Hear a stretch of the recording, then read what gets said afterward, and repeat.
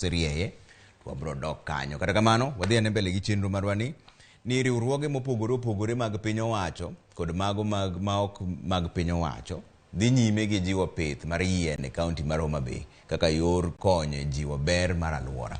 To kaka jafwambo marwa Ali Abich lero, chenro ma idendo ni plant your age gi dho ngere geto medo kwand yiende e bungu.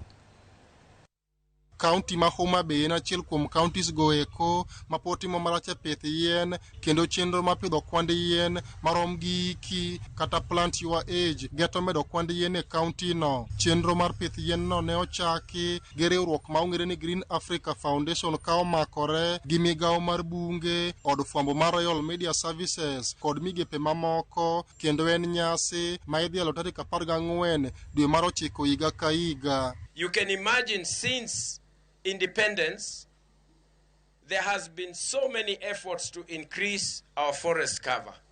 Our current forest cover of 8%, which has risen from 7.1 in the recent years to come to 8.8, is at the moment where it is because of efforts that has been done by various institutions, including the government and our individual levels.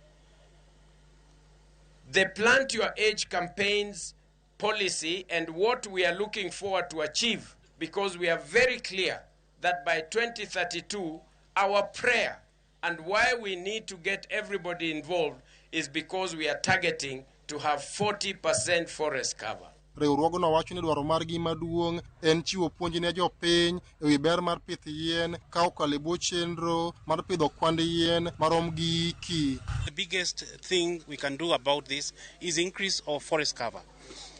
Today we have planted quite a number of trees and we have sensitized thousands of people. And the partnership we have seen here with the media, Ramogi, and also the students and other partners is that the rally on call is that we need to plant trees with a reason. So plant according to your age. If you are 20, plant age 20. So in your family you can plant up to 100 trees in a rainy season.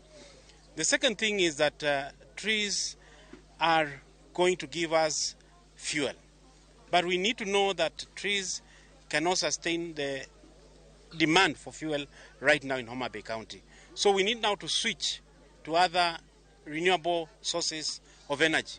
Chenro mar pith yien bende Ramogi TV gi nyakalondo mar Ramogi manie bwo od fwambo mar Royal Media Services bende osebedo ka jiwo mar medo atamalo mag bunge piny luo kod bero alwora. Gini kawuono watime rondi mopogore. Wafwenyo ni yo maberie moloyo mar jiwo dhano mondo rit alwora en kikawo ting' ikete lwet ng'ato wuon.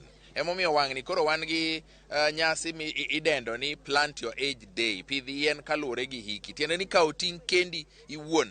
Ni ji okawoga ni sirikal emochung'ne pidho yien. Koko miya kothi yien to kanyal pidho. Sirikal ok chiem Ali. Sirikal ok odich gi koth. In midich gi koth. In midich gi chiemo. Koro nyaka wakaw ting' wan wawegi mondo mi wane ni watimo ma. Ne wakwayo nikech nyocha ne jo Green Africa Foundation okwaya kanyalo bago nyasi ni. Emomiyo wan ka. E kinde nyasi no mane obagi Arena Primary School e Ndhewa, kwand yiende moingo 1,800 ne opog jogweng' mondo dhi opidhe miechgi. Chenro mar pith yien ma otisi ni Plant Your Age en chenro ma migepe mopogore sani koro osiko godo mar konyo jo pith mar yien kod bende konyo rito alwora ma pacho kaendi. Ali Abich, Ramogi TV, Homa Bay.